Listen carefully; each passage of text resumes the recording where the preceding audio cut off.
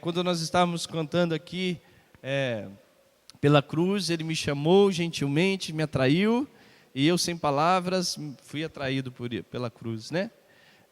Eu lembrava das palavras de Paulo, que Paulo diz lá em Romanos capítulo 1, se eu não me engano é o verso 16, que ele diz que eu não me envergonho da cruz, pois ela é o poder de Deus para a salvação de todo aquele que crê, primeiro do judeu e para o gentio também, e segundo para o gentio. Então não me envergonho da cruz, é por ela que nós estamos aqui, crendo na cruz, crendo em Yeshua HaMashiach, Jesus o Messias, Jesus mesmo. É através dele que nós cremos no único Deus sobre a face da terra, do Deus de Israel, do Elohim de Israel. É através dele que nós aprendemos a obedecer essa palavra, a buscar viver uma vida de fidelidade nela, e nós não abrimos mão dele. Por mais que temos ascendência judaica, por mais que resgatamos os princípios judaicos, não há nada mais judaico do que Yeshua. Não há nada mais judaico do que Yeshua. Yeshua recebeu o seu nome ao 8º dia de nascimento, no dia da sua circuncisão, assim como uma criança judia recebe. Se você for olhar Lucas, você vai ver que o nome dele foi dado na circuncisão no 8º dia. Yeshua foi apresentado logo depois do período da purificação dele e da sua mãe, no templo em Jerusalém. Yeshua, aos 12 anos, foi apresentado no templo de Jerusalém. Yeshua ensinava nas sinagogas. Yeshua era reconhecido como rabino. Não é qualquer um que é chamado de rabino em Jerusalém, em Jerusalém. Se ele era conhecido como rabino, se as pessoas o chamavam de rabi, é porque as pessoas o conheciam no seu ensino, na sua verdade. E ele ensinava a Torá, ele ensinava os princípios da Torá. Então, se as pessoas o conheciam como rabino, é porque ele ensinava a Torá, ele ensinava o princípio da Torá. Então, não existe nada mais judaico do que Yeshua. Yeshua, quando ele chegou e falou assim, eu sou o Senhor do domingo. Foi isso? Eu sou o Senhor da segunda. Sou o Senhor do Shabat. Ele estava declarando a sua presença, a fidelidade ao mandamento. Ou seja, ele tem toda uma característica judaica. Gentio precisa ser judeu de maneira nenhuma. Isso não é um princípio bíblico. Cada um permaneça como foi chamado. Judeu sendo judeu e gentio sendo gentio. Mas tendo uma referência. Isso que nós vamos entender aqui um pouquinho aqui hoje, na verdade, nós vamos estudar um pouquinho acerca de salvação. Irmãos, eu acho engraçado, eu acabei deixando o texto ali, por que nós vamos falar de salvação? Todos nós, quando falamos salvação, a primeira lembrança que vem à mente é quem? Yeshua. O seu nome significa salvação, vou te mostrar isso, Yeshua. Qual o contexto que nós precisamos entender da salvação que está à margem do contexto, vamos dizer assim, do cristianismo de hoje, da maioria das igrejas dos nossos irmãos? Qual que é o contexto da salvação que foge da sua originalidade estabelecida no período de Yeshua e no período da existência da humanidade, né? Eu quero te mostrar aqui para que você consiga compreender a etimologia, a raiz etimológica da palavra salvação, para que você consiga entender o significado dela. Porque quando a gente fala de salvação, a gente questiona e fala assim, salvar do quê? Salvação quer dizer que eu estou sendo salvo de alguma coisa. Se eu estou ali correndo um risco de morte, e o irmão Alberto foi ali e me salvou, ele me livrou de alguma coisa que estava trazendo perigo para mim. Pergunto a vocês, o que é a salvação? Será que é a questão do inferno que foi apresentada, né? Lembra aquela visão antiga da indulgência, que parece que para você servir a Deus precisa apresentar o medo do inferno.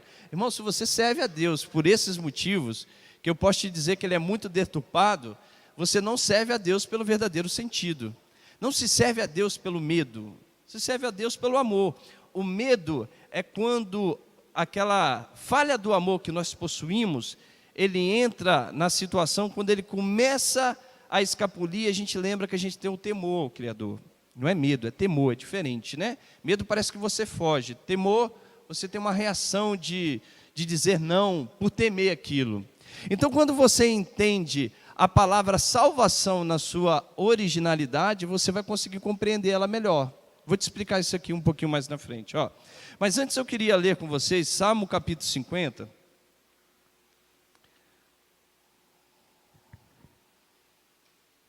Depois que nós lermos aqui, nós vamos orar. Salmo capítulo 50.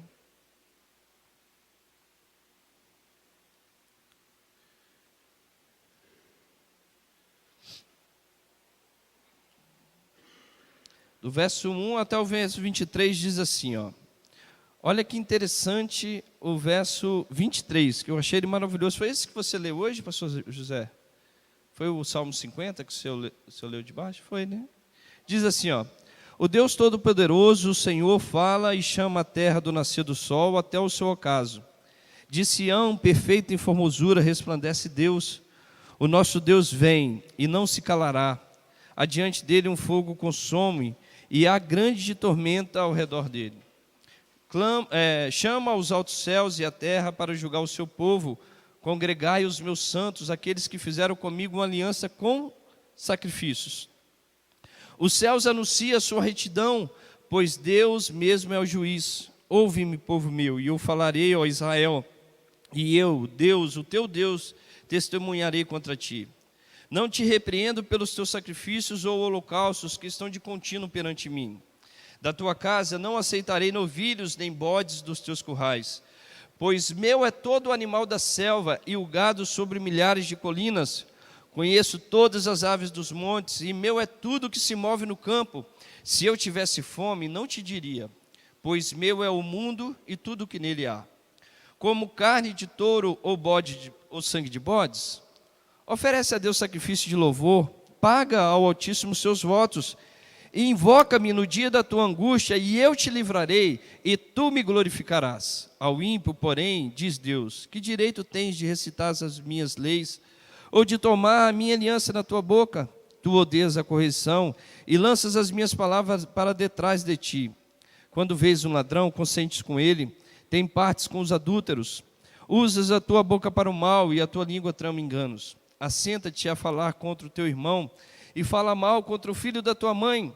Essas coisas têm feitos, e eu me calei. Pensavas que eu era como tu. Eu, porém, te repreenderei, e tudo porei à sua vista. Olha o verso 22 e 23. Ouvi isso, vós que esqueceis de Deus, para que não vos façais em pedaços, sem haver quem vos livre. Verso 23.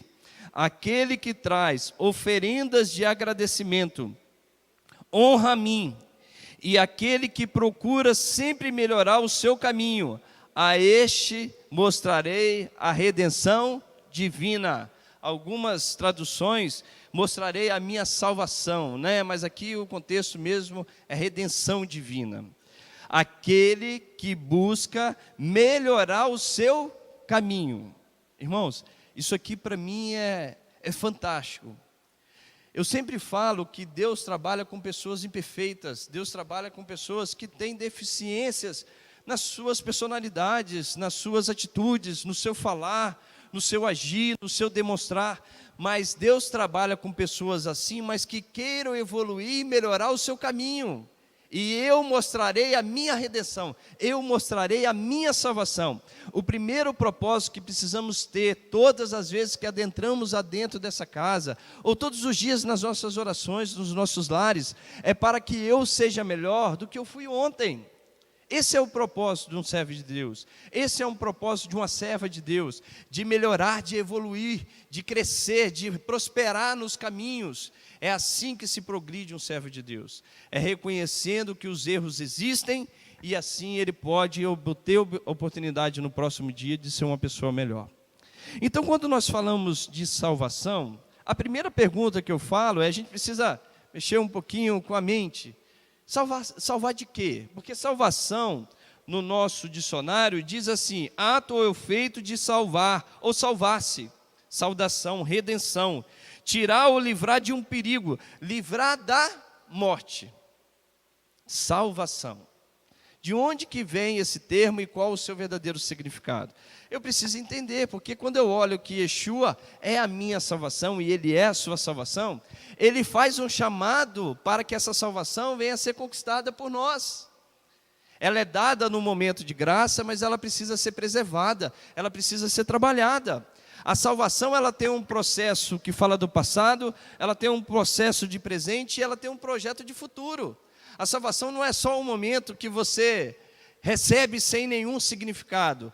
Ela tem uma parcela onde Deus, pela sua misericórdia, concede, mas ela tem um momento do presente e ela tem um momento do futuro.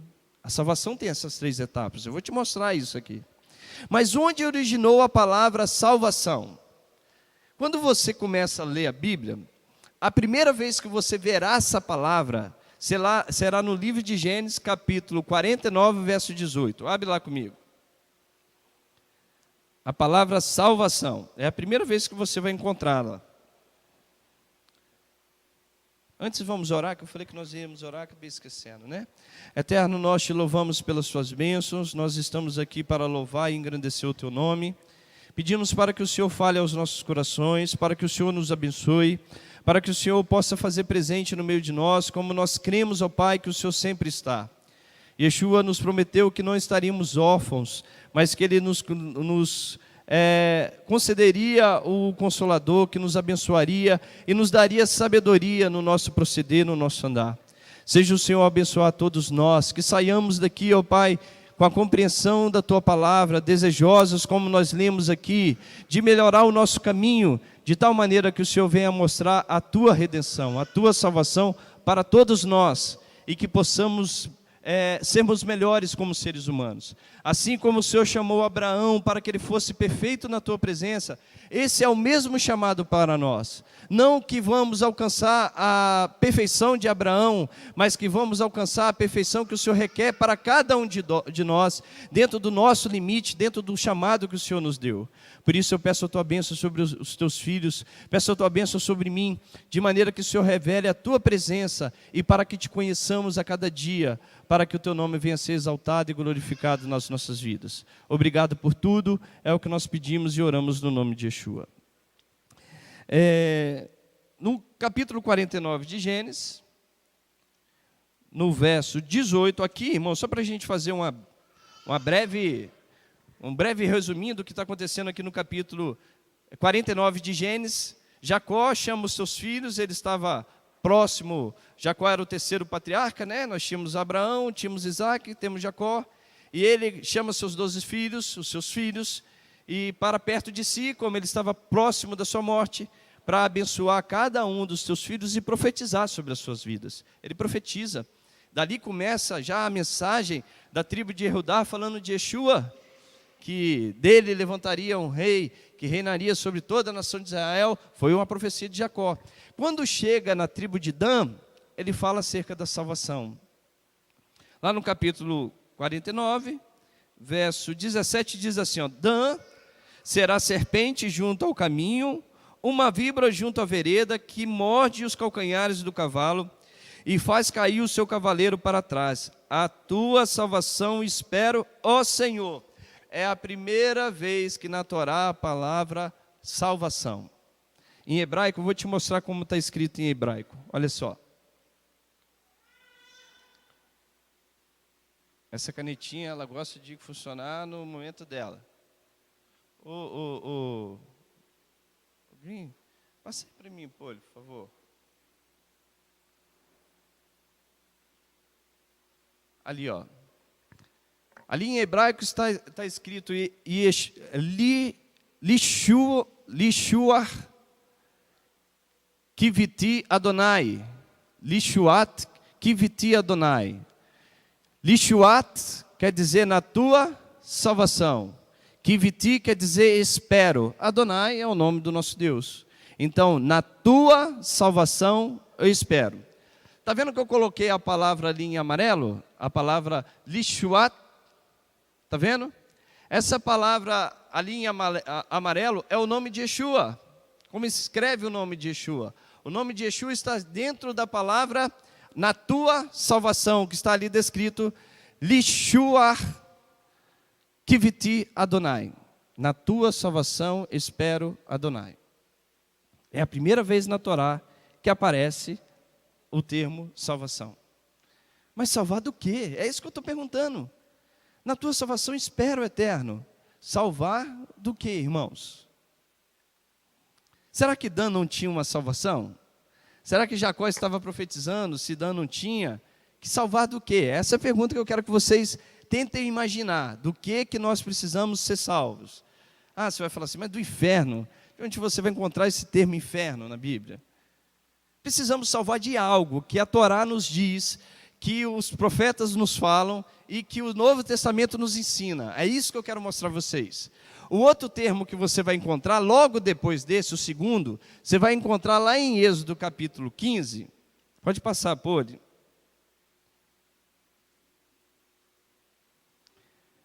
Que está lá, ó, Êxodo capítulo 15, verso 2. Vamos ler aí na sua Bíblia. Vamos ler comigo. Logo depois, quando Moisés vê os grandes sinais que Deus fez aos filhos de Israel, fazendo eles passarem pelo meio do mar, Moisés e Miriam fazem um cântico. E ali está descrito, é a segunda vez que a palavra salvação aparece na Torá, na Bíblia. Então cantaram Moisés e os filhos de Israel esse cântico ao Senhor. Cantarei ao Senhor, pois suavemente se exaltou. Lançou o cavalo no mar e o seu cavaleiro. O Senhor é a minha força e o meu canto, e ele foi por minha salvação, ou ele foi por salvação.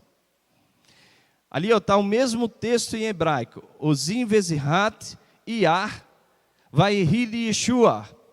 Olha o nome de Yeshua de novo, inserido na palavra Yeshua. Ozi quer dizer, ele é a minha força.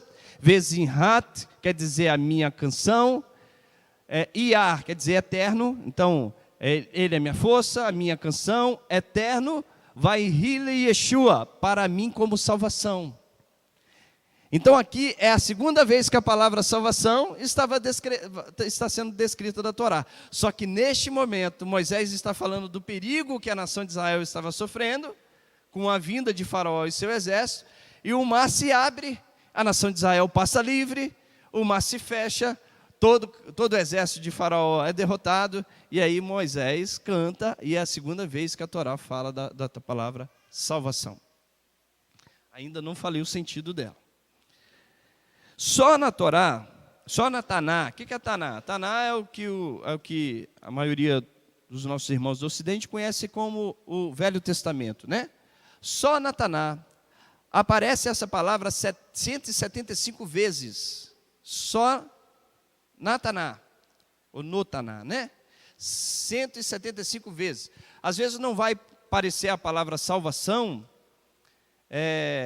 mas vai parecer um sentido de salvação, né? Que Deus trouxe a sua redenção, ou que Deus trouxe uma libertação naquele momento, mas 175 vezes no Velho Testamento, no Taná, é citado o termo, ou dentro do contexto, a palavra salvação.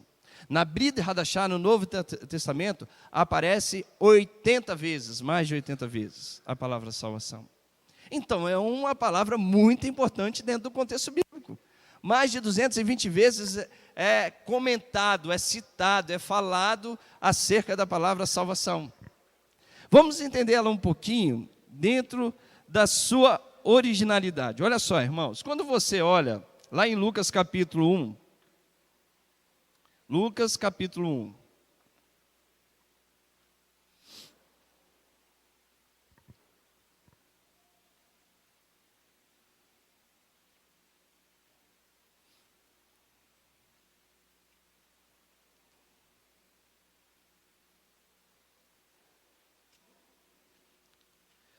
Lucas 1.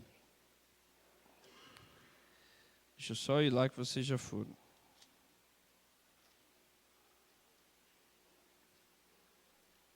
Do verso 26 em diante diz assim, ó. No 6º mês, foi o anjo Gabriel enviado por Deus a uma cidade da Galiléia chamada Nazaré, a uma virgem prometida em casamento a um homem cujo nome era José, descendente de Davi. O nome dessa virgem era Miriam, Maria. Aproximando-se dela o anjo disse, salve agraciada, o Senhor é contigo, bendito és tu entre as mulheres. Ela, porém, se perturbou muito com essas palavras e pensava que saudação seria essa. Disse-lhe então o anjo, Maria, não temas, achaste graça diante de Deus. Engravidarás e dará à luz a um filho, e lhe porás o nome de Yeshua. Jesus, Yeshua. Yeshua quer dizer salvação. Olha só, se você olhar ali, ó, passa aí o Poli, fazendo um favor. É a Poli que está aí, Mariana. Olha lá, ó, Yeshua. Isso ali, minha filha, aí. Se você voltar, volta o slide. Repara a palavra Yeshua, volta aí na palavra Yeshua, no nome de Yeshua, volta lá de novo. Volta, Mariana. No nome de Yeshua, lá no nome de Yeshua. Passa, não, minha filha, desculpa, eu estou falando para você voltar, é passar. Isso. Olha ali, ó, o nome de Yeshua tem 4 consoantes. Tem o Yud, tem o Shin, tem o Vav, tem o Ai. Volta agora, minha filha. Olha lá, no... pode voltar. Aí, ó, olha lá, aí, parou aí.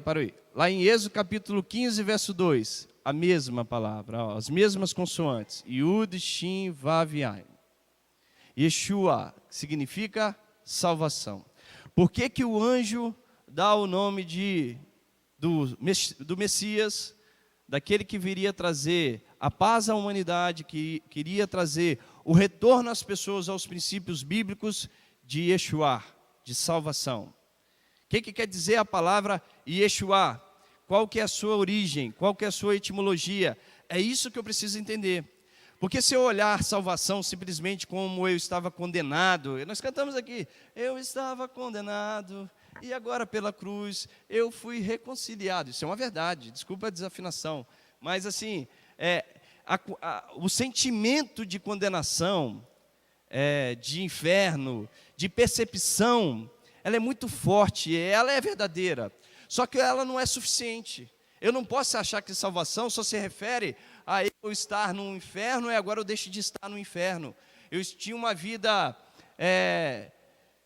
de alguns pecados, eu abandonei esses alguns pecados, mas eu permaneço com alguns. Eu vou mostrar aqui qual que é a origem desse termo salvação. Olha só.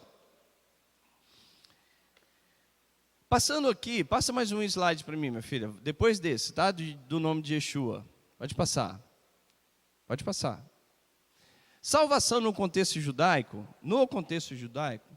envolve 3 aspectos: justificação, santificação e confirmação da sua fé. São fases que descrevem o passado, descreve o presente e descreve o futuro. Quando se refere à salvação, por isso que eu estou te falando, que ela tem um sentido de eternidade, porque ela fala do passado, é onde entra o conceito de justificação, porque você só é justificado mediante uma graça, mediante um perdão, mediante uma benevolência do Eterno, e isso representa um passado, você recebeu uma justificação, e aí você sai dessa etapa onde a graça foi concedida a você, onde o perdão foi estabelecido, onde pecamos, às vezes conscientemente ou às vezes inconscientemente. Essa é uma das etapas da salvação, onde entra a justificação. Depois eu tenho a etapa do presente, onde entra a santificação. E logo depois eu tenho a etapa da confirmação da fé, onde Deus estabelece e reconhece a redenção para mim e para você, que realmente passamos por essas etapas. Existe a justificação, existe a santificação e existe a confirmação da nossa fé. Presente e futuro da pessoa: Deus me salvou da culpa do pecado. Isso depende de graça, isso depende de misericórdia, não é mérito seu, não é mérito meu. Depende da bondade do Eterno, depende da ação dele. É lógico que depende de um livre-arbítrio, depende de uma decisão, mas é Deus que concede pela tua benevolência. É Ele que age em favor de nós. Yeshua nos ensinou isso. Não foi vós que escolheste a mim, mas eu escolhi a vós. Essa é a primeira etapa da salvação. Muitos de nós paramos na primeira etapa. Ficamos nesse primeiro estágio. Recebemos o perdão de Deus, recebemos a graça dele, recebemos a tua misericórdia. Ele concede o teu Filho que derramou seu sangue na cruz por nós, e nós vimos que todo aquele que nele crê não vai perecer, mas vai ter a vida eterna. Mas nós precisamos entrar nesse processo. Eu falo de santificação e eu falo de confirmação da fé. Deus me salvou da culpa do pecado, salva-me do poder do pecado e, por fim, livra-me da presença do pecado. Eu vou te mostrar três textos. Primeiro, João capítulo 3.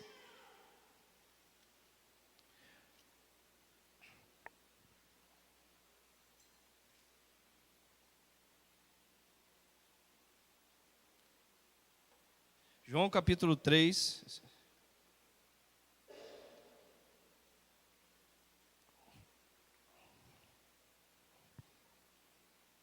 Eu quero que vocês apresentem para mim a semelhança desses dois primeiros textos que eu vou ler. João capítulo 3, verso 1 diz assim, ó: havia entre os fariseus um homem chamado Nicodemos, um dos principais dos judeus. Este foi ter de noite se encontrar com Yeshua e disse: mestre, sabemos que ensina da parte de Deus, pois ninguém poderia fazer estes sinais miraculosos que tu fazes, se Deus não fosse contigo. Yeshua respondeu: em verdade vos digo, que quem não nascer de novo não pode ver o reino de Deus. Perguntou-lhe Nicodemos: como pode um homem nascer sendo velho? Poderá voltar ao ventre da sua mãe e tornar a nascer? Yeshua respondeu: em verdade vos digo, que aquele que não nascer da água e do Espírito não pode entrar no reino dos céus. A primeira etapa da salvação fala de uma justificação e fala sobre um nascer, de uma mudança. Nascer de novo quer dizer que houve o quê? Uma morte e novamente existiu a vida. Se você for em 2 Coríntios, capítulo 5, verso 17, na verdade eu não preciso ir lá não. 2 Coríntios, capítulo 5, verso 17 diz: portanto, se alguém está em Yeshua, em Jesus, nova criatura é, as coisas velhas se passaram, e eis que tudo se fez novo. Qual a semelhança entre o texto de João capítulo 3 e de 2 Coríntios capítulo 5? Há uma mudança de estágio, há uma mudança de posição, há uma ruptura de um momento de vida e um iniciar de vida. Eis que tudo se fez novo, as coisas velhas ficaram para trás, tudo se renovou. O termo salvação, ele tem essa origem, a sua essência começa desse momento, começa de um direcionar para eu mudar de direção. Eu vou te mostrar isso um pouquinho mais na frente. Mas a salvação, ela fala de uma mudança de procedimento de vida. Irmãos, se nós não alcançamos mudança de procedimento de vida, o momento se chama hoje. E eu mostrarei a minha salvação a todos aqueles que buscam melhorar o teu caminho, o meu caminho. Hoje começa um momento de mudança, de estágio, uma renovação. Eu preciso deixar as coisas velhas para o passado e fazer com que haja uma mudança de vida.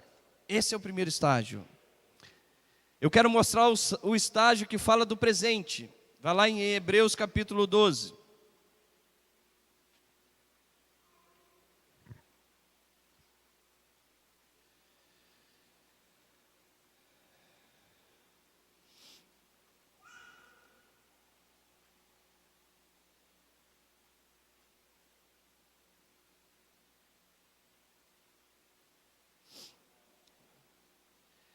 Hebreus, capítulo 12, esse texto também é muito conhecido, né? Poderíamos falar de cor, mas só para você gravar em sua mente. Êxodo 12, verso 14 diz assim, ó: segui a paz com todos e a santificação. Sem a santificação, ninguém verá o Senhor. Perceba. Por que não verá o Senhor? Mas eu não aceitei Ele como meu Messias. Eu não passei a crer nele como meu Salvador. Perceba que o processo de salvação, ele inicia com um ato onde Deus demonstra a tua bondade, onde há uma ruptura com o passado, onde há uma mudança de estado, e eu passo nesse momento a entrar no meu presente, onde eu estou no processo de santificação, de evolução espiritual. Irmãos, 100% de nós deveríamos estar nessa etapa. 100% de nós deveríamos estar nessa etapa. Se você não está na etapa, se eu não estou na etapa de mudança, a minha vida não mudou, eu preciso parar, refletir, reconhecer que o meu caminho não é correto, e é isso que te faz ser semelhante a Deus, porque Deus deu consciência a mim e a você de entender que nós somos perfeitos e imperfeitos, aquilo que acertamos e naquilo que erramos, para que nós sejamos capazes de evoluir. O animal faz o que faz porque ele tem um instinto. Ele mata quando ele tem fome, e ele mata quando ele quer se proteger. Quando ele não tem essas ameaças, quando ele não tem esse instinto do medo e nem da fome, ele não mata. Ele age pelo instinto. O ser humano é o único ser criado por Deus capaz de rejeitar o seu instinto e dizer não a esse instinto para servir a Deus como seu Criador. Isso é a capacidade que Deus deu ao homem de evoluir espiritualmente. Então, a palavra salvação, ela fala de uma mudança de vida. Se não tem mudança de vida, precisamos melhorar. Ah, Francisco, eu preciso ir aqui na frente aceitar Jesus. Não, faça no teu coração. Yeshua no teu coração. E use as armas necessárias para que você e eu possamos vencer. Mas existe o processo inicial, o processo da santificação, que é do presente, para que eu possa ter a confirmação no futuro. Quando a gente olha, ficou melhor, né? Barulho do ar-condicionado. Quando a gente olha, hoje, se você for numa praça, irmãos, de maneira nenhuma vou dizer que é errado, tá? É uma forma que nós temos de falar de Yeshua, de ensiná-lo. Eu vou chegar para Roberto não conhece. Roberto, você precisa crer em Yeshua na sua vida. Aceita Jesus como seu Salvador. Aceita Ele como seu Messias. Amém? Essa é uma mensagem muito comum nas nossas igrejas. Mas quando você olha os apóstolos, os discípulos de Yeshua, ensinando aos judeus a retornarem, a mensagem de salvação para eles, tinha o centro de Yeshua, mas tinha uma conotação um pouco diferente. Um pouco diferente. Eu vou te mostrar lá em Atos, vai comigo em Atos capítulo 2. Porque, irmão, se você não entendeu o termo judaico, você vai olhar a salvação do mesmo jeito que o cristianismo olha. A salvação é crer em Jesus, levantar a mão, aceitá-lo, ter uma vida, uma mudança de vida. E eu acredito plenamente que nas igrejas existem a verdadeira pregação de Yeshua, mudança de vida, pessoas que eram adúlteras, pessoas que eram homossexuais, pessoas que eram gananciosas, pessoas que eram viciadas, que foram transformadas por esse Messias. Eu sempre falo, as igrejas têm apresentado, as pessoas têm conhecido o verdadeiro Messias, mas infelizmente têm aprendido de um falso. Têm aprendido que o Messias foi aquele que trouxe a igreja, substituiu a Israel, transformou o sábado no domingo, transformou as festas bíblicas, elas foram para trás, Israel não existe mais, agora acabou, a igreja tomou a posse das bênçãos. Não estou falando que isso é geral, existem muitas igrejas boas que já entenderam esse princípio e estão resgatando esse princípio, mas nós precisamos tirar essa visão, nós precisamos entender a sua originalidade. Nós não nos envergonharemos da cruz, porque ela é o poder de Deus para todo aquele que crê, para a salvação do judeu e para o gentil, mas sem tirar Yeshua da sua verdadeira origem, sem tirar da sua pessoa, sem tirar do que ele é, sem tirar do que ele veio fazer e apresentar, sem tirar, sem desvirtuar. Nós não podemos ter vergonha de apresentá-lo dessa forma. E Yeshua quer transformar as pessoas como judias? De maneira nenhuma. Quer que elas tenham a referência, mas não transformá-las como judias, mas transformar as suas vidas sim. Isso é verdadeiro. Aqui, ó, olha como que era a mensagem, aqui no capítulo, em Atos, no capítulo 2, olha que interessante, irmãos. Se você lê isso aqui no português, para você vai passar despercebido. Mas para uma pessoa que foi criada dentro do conceito judaico, que entende as palavras que Pedro está dizendo, ele na hora ia entender a profundidade da mensagem de Pedro. Não era uma mensagem à margem do conhecimento do judeu. Não era uma mensagem estranha para um judeu. Não era uma mensagem que ele ouvia e falava assim, o que esse cara está falando? Na sua primeira frase aqui que ele fala, os judeus já compreenderam significativamente o que ele estava falando e qual que era o papel do Messias que ele estava anunciando. Quando ele falou uma palavra que está aqui no verso 38, os judeus já entendiam que ele estava se referindo a um propósito e por que ele estava afirmando que aquele era o Messias. Porque ele chega aqui, ó, na sua Bíblia está escrito assim, as primeiras conversões, né? Atos capítulo 2, verso 37.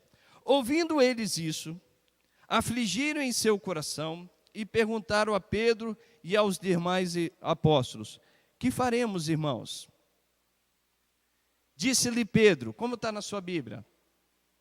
Arrependei-vos. Arrependei-vos cada um de vós e seja batizado em nome de Yeshua para perdão dos pecados e receberei o dom do Espírito. Irmãos, essa primeira palavra de Pedro, arrependei-vos. Você sabe o que quer dizer ela no hebraico? Ela quer dizer techuvá. Techuvá. A palavra techuvá, ela tem a mesma raiz etimológica. O que é a raiz etimológica? Ela tem o mesmo princípio da palavra que ela foi originalizada. A palavra techuvá, ela tem a mesma raiz etimológica da palavra salvação. Eu vou te mostrar isso. O termo chuv está presente tanto na palavra hebraica salvação, como na palavra hebraica techuvá, que é arrependei-vos, está aqui, né? Quando Pedro chega para os judeus e fala assim, arrependei-vos, ele fala techuvá. O judeu na hora já sabia o que ele estava falando. Na hora, aí ele fala, e sejam batizados no nome de Yeshua HaMashiach, o Mashiach, que foi prometido a Abraão, Isaac e Jacó, que foi prometido a Davi, que foi prometido e profetizado pelos profetas. Creiam nesse Messias e façam uma techuvá.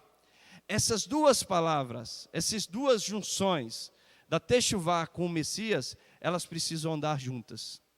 Elas precisam andar juntas. Porque se eu pego Yeshua e tiro o contexto da techuvá, eu não estou fazendo a salvação completa. O nome de Yeshua, salvação, não tem sentido se eu tiro a perna da techuvá. É como se tivesse Yeshua e a techuvá aqui andando juntos. Se eu tiro uma, eu fico cambaleando. Depende um a outro para dar um equilíbrio. Quando Pedro fala techuvá, o judeu que estava ouvindo compreendeu direitinho. Por quê? O que quer dizer techuvá? Olha só, vou passar aqui mais um slide, Mariana, por gentileza. Olha só, techuvá. A palavra techuvá é, na maioria das vezes, traduzido em português. Irmãos, por isso que nós precisamos ter um interesse de aprender um pouquinho do hebraico. Não é para você aprender a falar fluente, ou aprender a ler o Sefer Torá, ou você aprender um pouquinho, você pegar a Bíblia, é simples, não é difícil de aprender. Ó, a palavra techuvá é, na maioria das vezes, traduzida como arrependimento. Embora, com mais precisão, seja entendida como voltar para Deus. Voltar ou retornar no hebraico vem do termo shuv. Shuv, que está dentro do nome de Yeshua, que está dentro da palavra techuvá, que está dentro da palavra salvação, porque Yeshua é salvação o nome dele. Então o termo shuv, que quer dizer voltar para alguma coisa, voltar para Deus, está no termo techuvá e está no termo Yeshua. Quer dizer que se eu creio nele, mas eu não sei para onde voltar, eu na verdade estou crendo de uma forma errada. Então, quando eles falavam assim, faça uma techuvá, o judeu já ouvia e falava assim, esse cara está me mandando retornar para alguma coisa que eu não estou. Ele está dizendo que o meu caminho está errado e que eu preciso retornar para alguma coisa que o Eterno mandou eu fazer, eu não estou fazendo. Eu vou explicar isso aqui um pouco mais na frente. Ó. O termo shuv, em hebraico, a raiz desse verbo, shuv, ocorre quase 1000 vezes em hebraico nas Escrituras, e a primeira vez que ocorre é quando Deus diz a Adão que ele ia retornar à terra. O termo shuv, que quer dizer retornar ou voltar, ele aparece mais de 1000 vezes. Se você for contar a Bíblia da Hadashah ainda, isso vai aumentar muito. Mais de 1000 vezes na Bíblia hebraica. E ele, a primeira vez que o Eterno falou, foi quando Adão pecou, e ele fala esse termo para Adão. Vai lá comigo em Gênesis capítulo 3. Gênesis 3. Não, filha, pode voltar lá. Volta. Gênesis 3. Passa mais um. Aí, fica aí. Gênesis 3, verso 19. Olha só, aqui na sua Bíblia. Vamos ler na sua Bíblia, depois nós vamos olhar para o slide.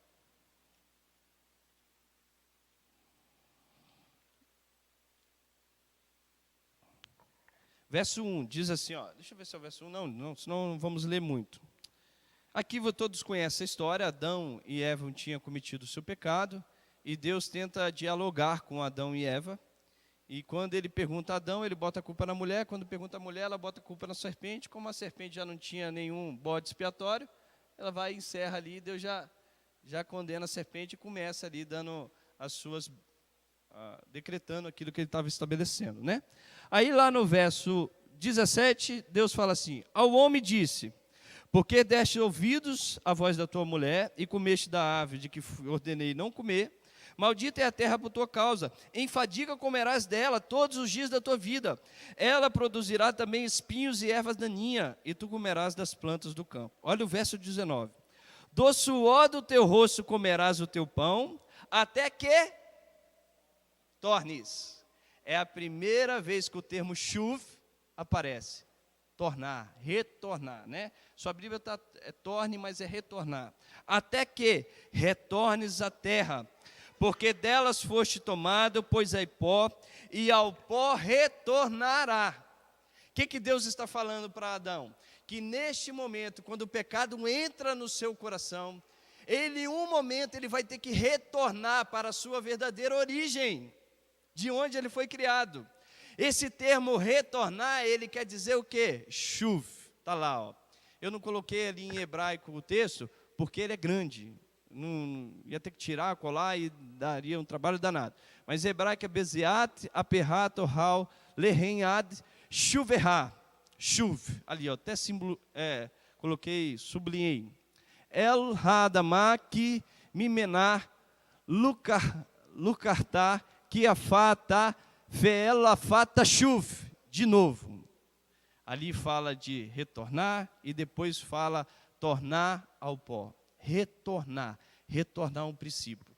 Então, quando existe a raiz etimológica da palavra salvação e da palavra techuvá, está diretamente a palavra retornar. Isso quer dizer que se eu creio em Yeshua e eu não sei para onde retornar, não adianta, não é que não adianta, está incompleto. Adianta, porque tem um princípio aí que Deus, pela sua bondade e misericórdia, vai com o tempo ensinando as pessoas. Mas o princípio da palavra salvação e techuvá é retornar para algo. Mas para que eu retorno, Francisco? Eu vou retornar para onde? Irmãos, é aí que está a grande questão. Quando aqueles judeus, passa para mim, Amandinha, Mariana. Quando aqueles judeus ouviram a mensagem de Pedro, ele sabia que rapidamente Pedro estava chamando ele a voltar ao princípio bíblico. Porque quando Deus, toda vez que eu vou num velório, a primeira coisa que eu falo, eu tenho isso já na minha mente, de falar porque é uma verdade. Nós não aprendemos a lidar com a morte, e não aprendemos mesmo. O ser humano, por mais preparado que ele seja, no momento da morte ele vai sentir dor. Você sabe por quê? Porque eu e você fomos criados para sermos eternos.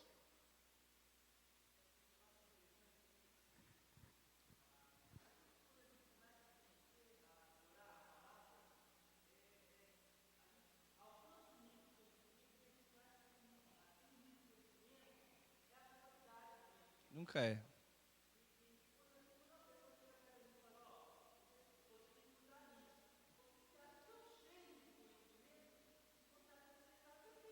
De maneira nenhuma.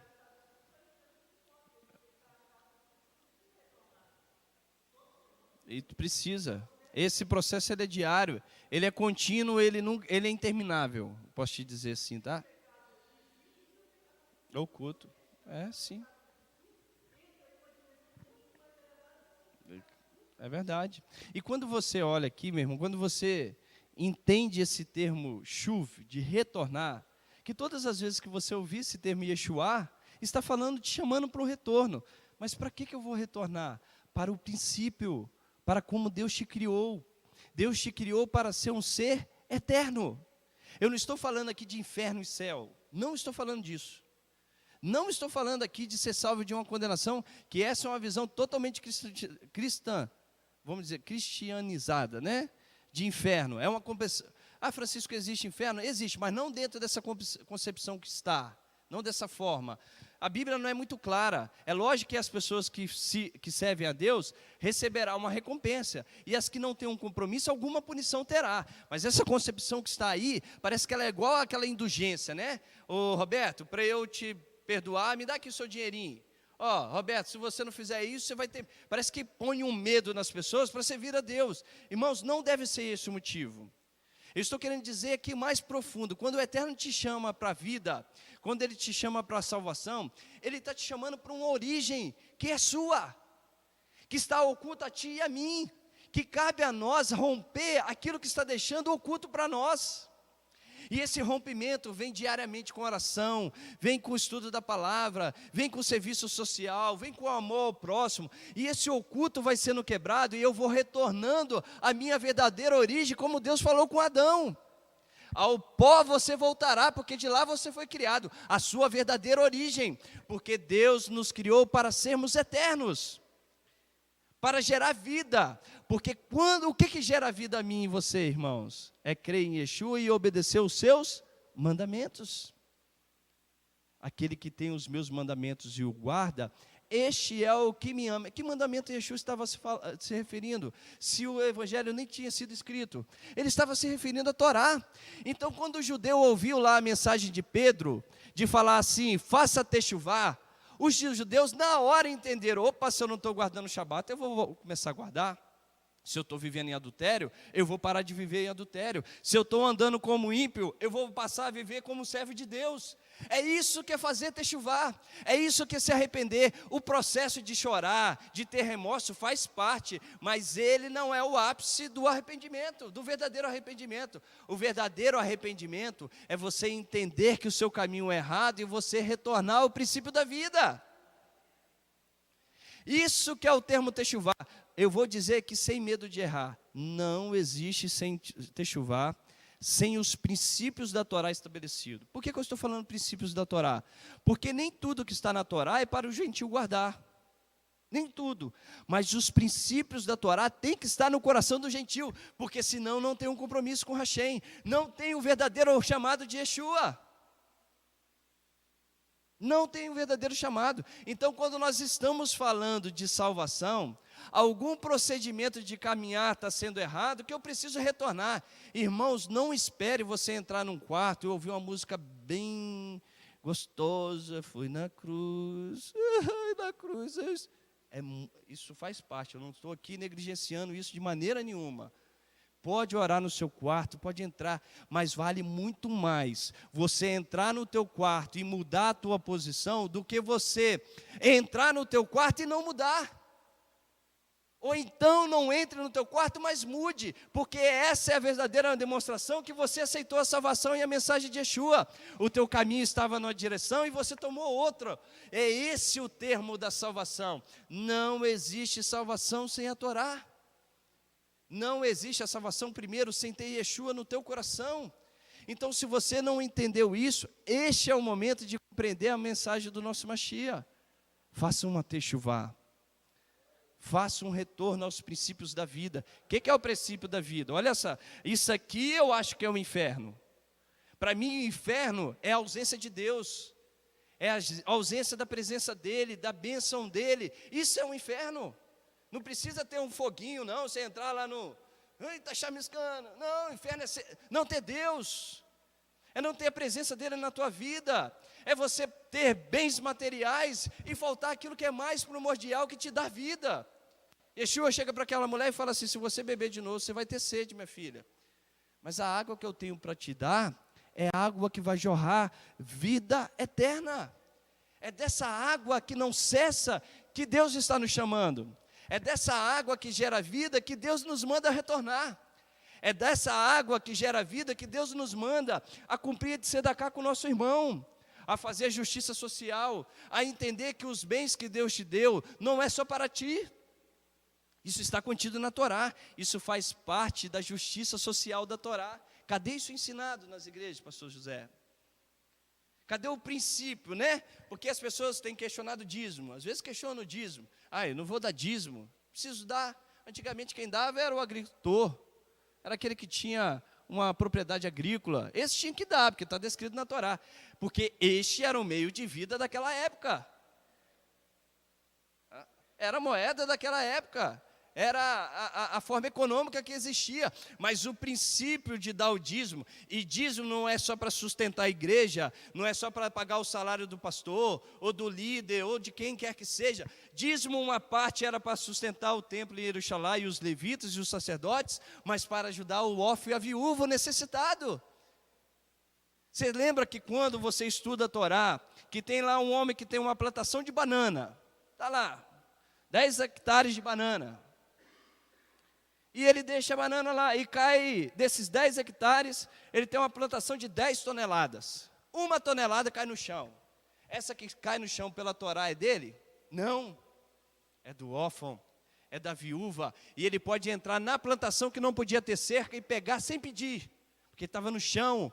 O que estava no chão não era do dono da propriedade, mas era do pobre, da viúva. E quem era o judeu que falasse assim, não entra aqui não, hein? Podia até falar, mas diante de Deus ele ia responder, porque eu sou o dono da terra, a terra pertence a mim. Então, se naquele período, a forma econômica, Deus tinha estabelecido que uma parte era para o dono da terra e uma parte não era, o teu salário, a tua palavra, o teu conhecimento, a tua vida, uma parte é para você e outra não. Pega o princípio, não olha a Torá só pelo legalismo, é isso que Paulo condena. Pega o princípio da Torá. O princípio da Torá permanece. Então, o teu dinheiro, o teu tempo, a tua oração, a tua vida, não é só para o sustento da tua casa. Irmãos, nós falamos isso aqui, Shabat, pode Shabat. Nós vamos fazer de Sedacá. E eu sei que a maioria da congregação aqui vai se esforçar, que eu sei do coração bom de vocês de fazerem isso. Eu sei que nós temos um coração bom para se dispor nesse trabalho. Mas nós precisamos fazer mais no diário. No nosso dia a dia, no nosso trabalho, que eu estou lá no meu tempo, e estou vendo meu funcionário passando fome, precisando de uma ajuda, eu falo, meu irmão, o que eu posso te ajudar? Aí eu não tenho nenhum carro para levar a minha esposa, ou para eu levar meu esposo, espera aí que eu vou te ajudar, espera aí que eu vou junto e vou orar com você. Cadê esse tempo seu? Cadê esse talento, esse dom que Deus te deu? Você vai guardar só para si? Isso é retornar. Isso faz parte do processo de techuvá, da salvação, porque senão a salvação vai ficar só num contexto muito insignificante. Nós vamos achar que a salvação eu estou aqui louvando, adoro cantar o Senhor. Às vezes acho mais que canto do que realmente canto. Fico aqui cantando alto, todo mundo ouvindo os meus erros, mas essa não é a forma verdadeira de adoração. Você pode passar a vida toda sem cantar uma palavra, mas sua vida é de obediência a Deus, de amor ao próximo, de fidelidade ao Criador. Você vai ser muito mais abençoado do que aquele que passa a vida toda cantando. A origem da palavra adorar, não é cantar, é se prostrar. Pastor José ensinou isso aqui uma vez. É se prostrar, reconhecer que Deus é o Criador. Então, quando Deus está falando chuv, o termo Yeshua, o termo techuvá, Ele está te convidando a um retorno, na qual você fugiu do caminho da origem. O caminho da origem, meu e seu, é que Deus nos criou com a sua imagem e a sua semelhança. Roberto, você é a imagem e semelhança de Deus. Irmão Renato, você é a imagem e semelhança de Deus. Como que eu vou buscar essa semelhança? Retornando. Deuteronômio capítulo 30, e aqui, por isso que eu estou falando de vida, é o que Deus está falando aqui da morte. Deuteronômio,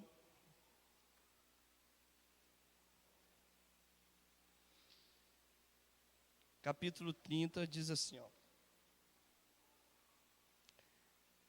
verso 11, olha que interessante. Ora, este mandamento que hoje te ordeno, não te é difícil demais, nem está longe de ti. Não está nos céus para te dizeres, quem subirá por nós aos céus, para trazer e proclamar a nós, a fim de que o cumpramos.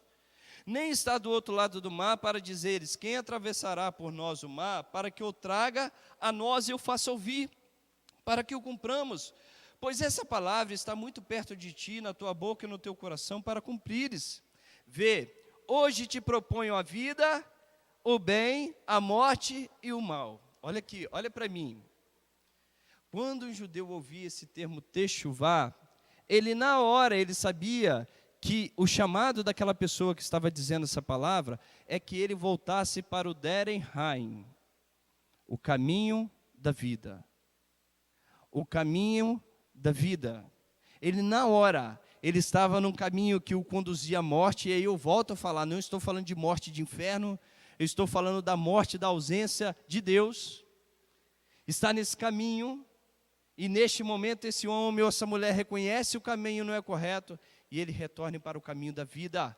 É a ave da vida para aqueles que nela se apegam, e os seus caminhos são bem-aventurados.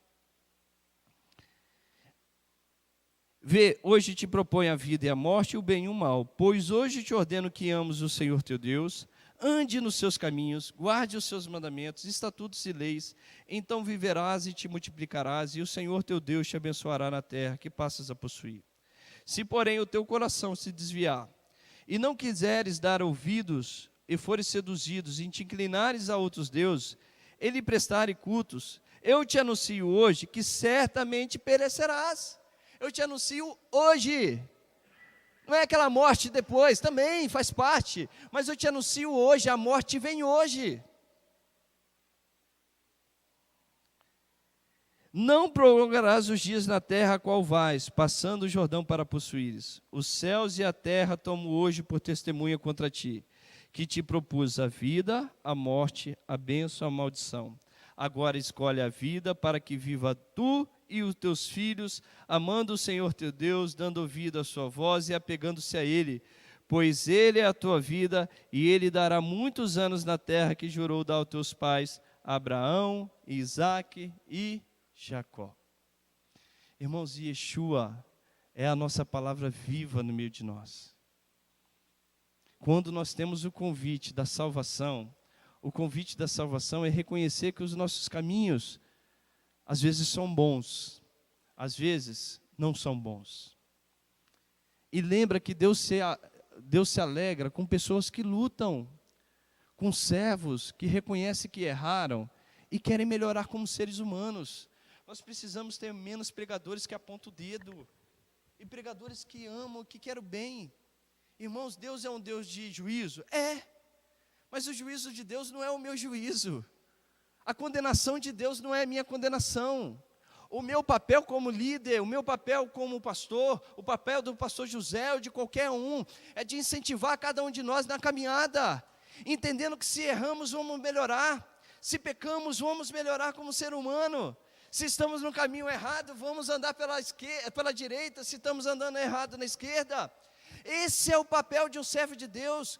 Quando Yeshua diz que aquele que lança a mão do arado e olha para trás não é digno de mim, está se referindo a isso. Aquele que é lançado na beira do caminho, que o espinho vem e sufoca, e ele quer desanimar, ele quer deixar de caminhar, mas tem um Deus que nos ama, um Deus que diz que é maior o que está em nós do que o que está no mundo. É isso que nós precisamos nos apegar. Um Deus que não se compadece e não é complacente com o pecado, mas Ele se compadece com aquele que se arrepende e quer retornar para os seus caminhos. Eu já falei, e os rabinos ensinam isso, que pior é o homem não reconhecer o seu pecado do que o seu pecado. Dá para entender a diferença? Dá, não dá? Que pior é o homem não reconhecer o seu pecado do que o seu pecado. Eu ensinei para vocês aqui sobre Adão e Eva, né? Na verdade, eu ensinei e eu aprendi também lendo. Que quando Adão comete o pecado juntamente com Eva, o que Deus quis fazer? Ele expulsou de imediato? Expulsou de imediato, irmãos? Não. Deus quis ter um diálogo. Quis conversar, Vaguinho. Quis compreender. Adão, onde você está? Ele se esconde. Eu ouvi a tua voz e tive medo porque estava nu. Mas quem te disse que você estava nu, Adão? A mulher que me deste me fez comer daquela árvore que o Senhor falou para eu não comer. Mulher, quem te disse para você fazer isso? A serpente que o Senhor botou aí, disse para eu comer. Irmãos, é um jogando a culpa no outro. Depois que Deus tenta dialogar, que vê que o arrependimento não acontece, que vê que não existe o desejo de falar assim, não, Senhor, pessoa Adão que diferente, não, Senhor, eu pequei. O Senhor me disse para não fazer, mas eu fui inconsequente. Os meus olhos desejaram, mas eu fui insensato. Me perdoa, Deus misericordioso. Me perdoa, Deus da bondade, e transforma o meu coração. A conversa tinha sido outra. Tinha sido outra. Mas não. Foi ele. Foi ela. O que você fez, mulher? Não, foi a serpente. Diferente com Davi.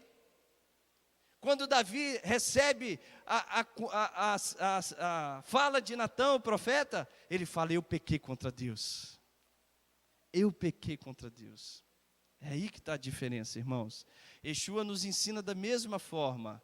Havia um homem que jejuava, havia um homem que intercedia o dia todo, que fazia de sedacá, mas ele falava: eu jejuo 3 vezes ao dia, eu faço isso e faço aquilo. E havia aquele pecador que fala: Senhor, não tenho coragem nem de levantar a ti a minha face. Quem desceu em paz foi o que se arrependeu. Irmãos, esse é o princípio da Techuvá. Todos nós, Paulo nos ensina que nós somos capazes de julgar a nós mesmos. Então olha o teu caminho. Eu não sou capaz, mas você é. Você é capaz suficiente pelo Criador, pois você foi criado à imagem e à semelhança dele, de entender se o teu caminho, se o meu caminho, cada um de nós, somos capazes de compreender se nós estamos no caminho certo ou não. E o tempo para retornar se chama hoje, não é amanhã. Não é amanhã. E nós temos um Deus que nos ama verdadeiramente, e Ele verdadeiramente é fiel para nos perdoar. Eu lembro um texto para encerrar mesmo, Êxodo capítulo 34, quando aconteceu o pecado de bezerro de ouro. Todo mundo coloca o dedo na nação de Israel, né? Mas depois de tantos milagres, cometeram aquele pecado tão grave do bezerro de ouro. Êxodo capítulo 34, Moisés ainda não conhecia Deus na sua plenitude, Deus estava se revelando a ele. Ele vai e fala assim: Deus, mostra-me o teu caminho. Senhor, mostra o meu caminho, porque Deus tinha falado que queria destruir a nação de Israel. Depois ele intercedeu e Deus falou assim: eu não vou no meio do povo. Aí Moisés vai: Senhor, mostra-me o teu caminho. E estava a dúvida de Moisés: será que Deus vai comigo ou será que não vai? Será que vai com essa multidão ou será que não vai? Hein, pastor José? Aí Moisés vai conhecer a Deus. Deus fala: venha, entra aqui, na festa da rocha, onde Yeshua vai te cercar, e você não vai ser consumido pela minha presença, porque o Mashiach vai te cercar, e eu passarei e você verá as minhas costas. E quando a minha presença passar, aí sim, o Mashiach vai abrir um pouquinho para você poder me ver. Moisés conhece, aí Deus fala que ele é o Deus Hesed Ve'emet, o Deus cheio de graça e verdade. Moisés dobra os seus joelhos, se prostra com o rosto no chão e fala a frase que eu nunca mais esqueci na minha memória: Senhor, sei que somos um povo rebelde, mas toma-nos como teu povo e nos considera como a tua herança. É esse Deus que nós servimos.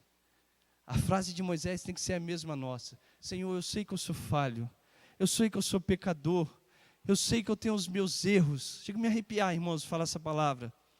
Mas considera-me como teu povo e toma-me como tua herança. É esse Deus que servimos, irmãos. É esse Deus que nos ama.